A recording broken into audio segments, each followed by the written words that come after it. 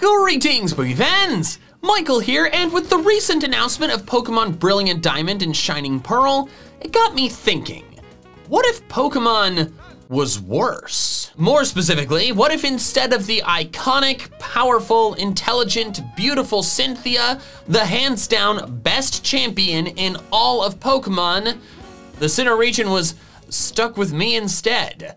Today's video will answer that question. I will be revealing how I would run the show if I were the champion of the Sinnoh region instead of Cynthia, since Sinnoh's on my mind thanks to the recent Sinnoh game announcements. So don't forget to subscribe to my channel, since apparently a lot of you watch all of my videos, yet aren't subscribed. Come on guys, it's one button to click, please just do it. And let's dive into, haha, it is I, Grunty Boy. Of course it is, who else could it be? What do you want? Knowledge. Just knowledge? That is an oddly admirable pursuit for you. I agree. Too admirable, actually.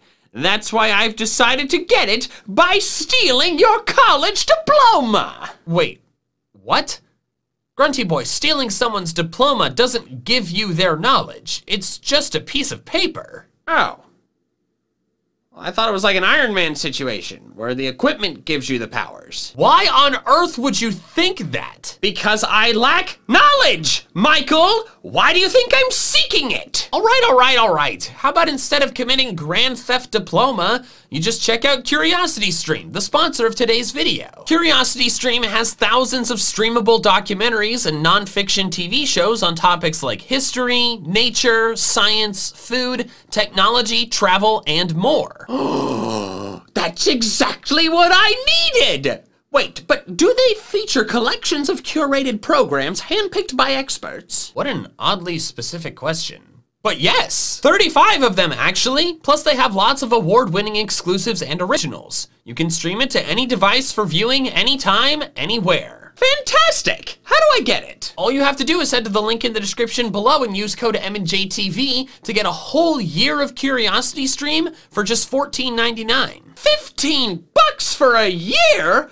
Oh my God, I wasn't expecting to get access to so much knowledge for less than the price of a candy bar. What candy bars are you buying? Well, none. I'd steal them all, so I don't actually know how much they cost. They're like $1. Oh. See, this is more of that me needing knowledge thing. Anyways, I'm gonna go watch CuriosityStream now. Ta-ta! Okay. Well, thanks so much to CuriosityStream for sponsoring this video, and now let's dive into what I would do if I were the Sinnoh champion. The first thing I would do is get a fabulous all-black outfit, dye my hair blonde, and put fun, weird Lucario things in my hair. I'm kidding, I'd have to keep re-dyeing my hair blonde, and that just sounds cumbersome. The first thing I have to do is figure out my team, and since I am the Sinnoh champion, I'll be selecting Pokemon exclusively from the Sinnoh Platinum Pokedex. I discussed this in more detail in my Sinnoh's Biggest Problems video, but the Diamond and Pearl Sinnoh Pokedex is terrible and way too limited. The Platinum Dex is what it should have been from the start, so that is what I will be selecting from. The first Pokemon I need to pick is my ace, my strongest Pokemon that will strike fear into the hearts of all who challenge me. All champions have one after all. Blue has his starter, Lance has Dragonite, Steven has Metagross, and of course Cynthia has Garchomp, plus all the champions in later generations have an ace too. Garchomp is the strongest non-legendary Pokemon in the Platinum Dex, since after all it is the Gen 4 pseudo-legendary Pokemon, having a base stat total of 600. While using Garchomp myself would certainly make me tough to beat, how lame would this video be if I just picked the exact same strongest Pokemon as Cynthia? What? No, we're not doing that. For my Sinnoh Ace Pokemon, the Pokemon I'm selecting does not have a massive base stat total like Garchomp. It's got a very solid one, but it's not as high as a lot of other Champion Ace Pokemon. I'm picking it because I love the Pokemon, and it can be really good if set up right. That Pokemon being Gliscor. Gliscor is my favorite Sinnoh Pokemon. I got attached to the one I used in my first ever Nuzlocke of Pokemon Platinum. Rest in peace, Metal. Plus, it's just so darn cool looking. It really reminds me of a superhero, but a creature of the shadows like superhero like Batman. It's so ominous, but in a cool way, not a terrifying way. Also, it's shiny is my channel colors. Are you kidding me? That's so dope. You know what? Actually, as Sinnoh Champion, I am making my Ace Gliscor shiny. Has any in-game trainer ever had a guaranteed shiny Pokemon? I don't think so, but this is my video and I'm having fun, so I'm doing what I want. Now, like I mentioned, Gliscor is a bit weaker than most, actually, all Champion Ace Pokemon. Its base stat total is only 510, which is by no means bad. It's just that so many champions have 600 total pseudos, and the ones that don't still have buff Pokemon. The lowest base stat total champion ace Pokemon is Blue's Venusaur at 525, and that's still higher than Gliscor. So to make up for that lower base stat total, I'm giving my Gliscor a held item that could be considered a bit more overpowered than usual champion ace held items like citrus berries. I'm considering a Yache Berry to cut down on that 4x ice weakness, but I think another more fun item to give it would be a Toxic Orb.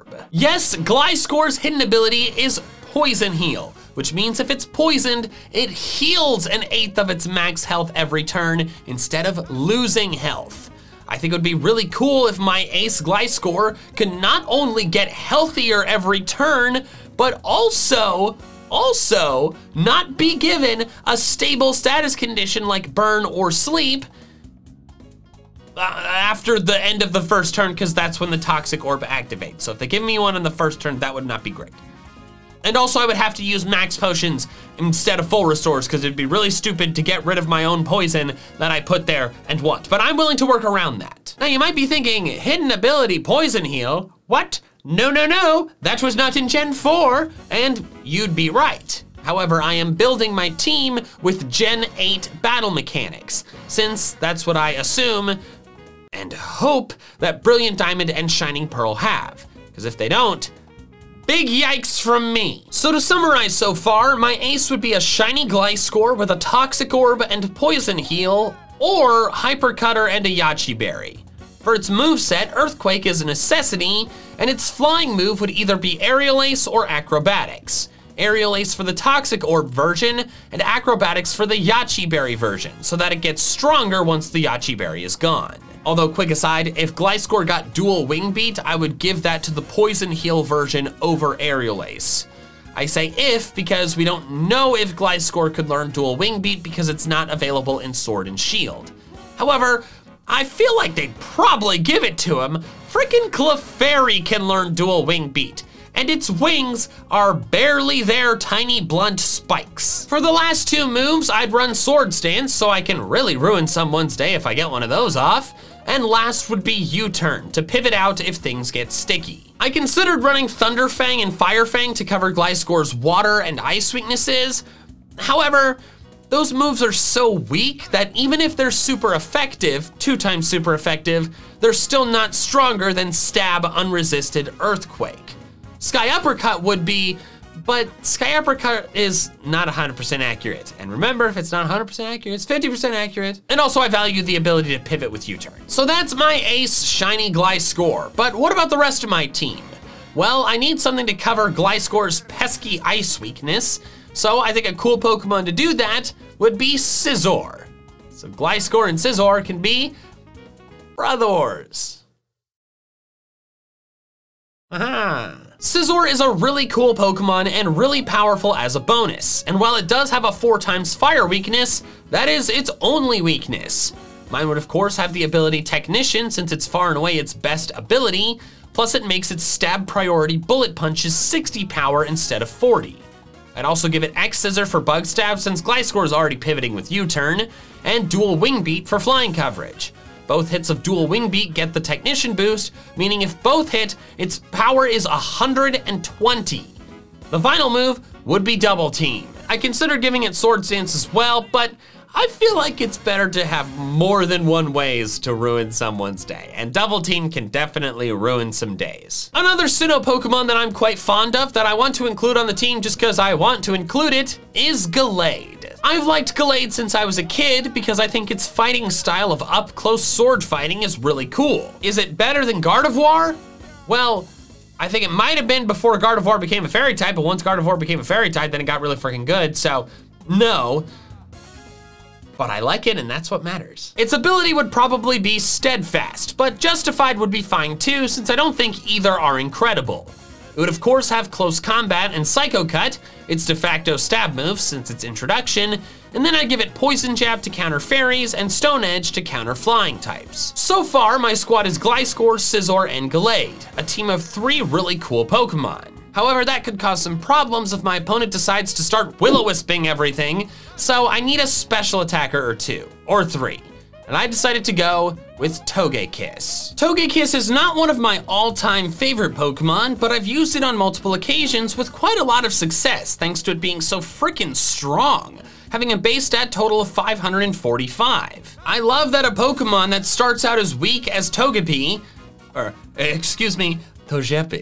becomes as strong as Togekiss. Togekiss does have a couple issues though that I want to talk about so that you know that I don't actually think they're issues. The first is that it's a repeat flying type alongside Gliscor.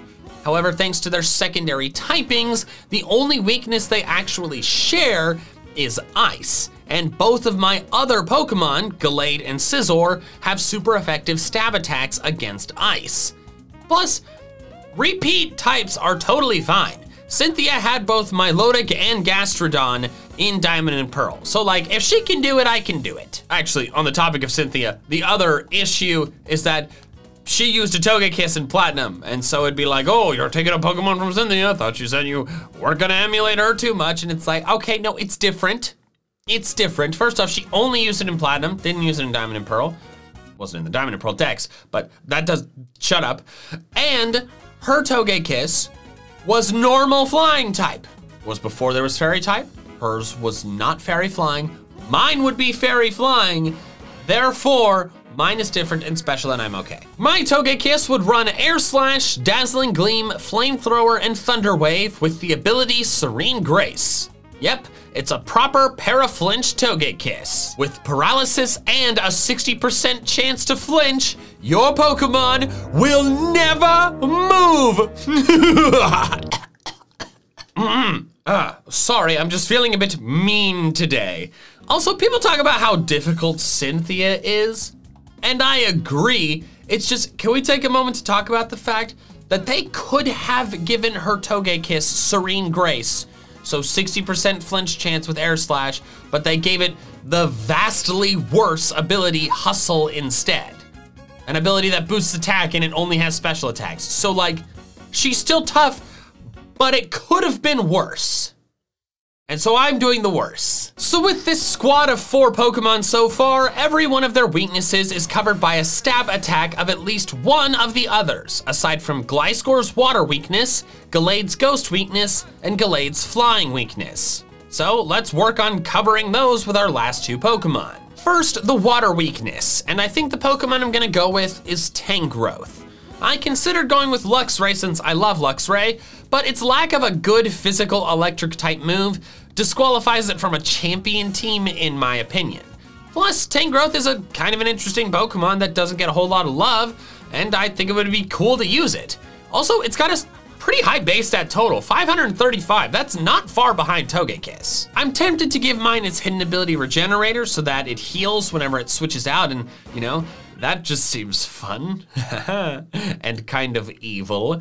However, I think it would also be a bit more evil if I went with a Sunset and give it the ability Chlorophyll so that this already bulky and powerful Pokemon can now outspeed you too. Its moveset would be Sunny Day, Solar Beam, Energy Ball for when it's not sunny, and Earthquake for any fire types trying to take advantage of the sunlight. This works because Tangrowth's physical attack is only slightly lower than its special attack. Chlorophyll would be the ability as I just mentioned because I have a need for speed, plus it's way better than Leaf Guard. With Tangrowth added, the only 2 weaknesses I have left to cover are the Ghost weakness from Gallade and the Flying weakness for Gallade that also now hits Tangrowth. Thankfully, there's a Platinum Dex Pokemon that can handle both of those. Weavile. Weavile is frail, but it's very fast and hits very hard. It has a lot of weaknesses, but all of them are already covered by an existing team member with a stab attack. Gliscor, Gallade, and Togekiss get fighting. All of my Pokemon but Togekiss get rock. Gliscor and Togekiss get bug. Gliscor and Gallade get steel. Gliscor gets fire, and Scizor gets fairy. Weavile's dark and ice typing can now cover the ghost and flying weaknesses, perfectly rounding out the team. Also, it's a fun, mean little gremlin, and who wouldn't want to ruin someone's day with that? Its ability would be pressure, since that could be helpful in cutting down the PP of my challenger's moves, which could already be low due to the previous Elite Four battles. For stab moves, it would have Night Slash, since knockoff isn't as good in a playthrough where held items aren't as guaranteed, and Triple Axle, the ice move from Isle of Armor. This move isn't guaranteed to hit all 3 times, but it has over a 70% chance to. And if it does, its net power is 120, boosted even further by Weavile's stab, which is very powerful. For the last 2 moves, I'd go Low Kick to counter rock and steel types, and then Hone Claws to get both stronger and make its Triple Axle hits more likely to land all 3 times. So my final squad is Shiny Gliscor, Scizor, Gallade, Togekiss, Tangrowth, and Weavile, a team accidentally comprised of entirely later generation evolutions of previous generation Pokemon. What can I say? I like those. But there's one final thing that I would change over what Cynthia did.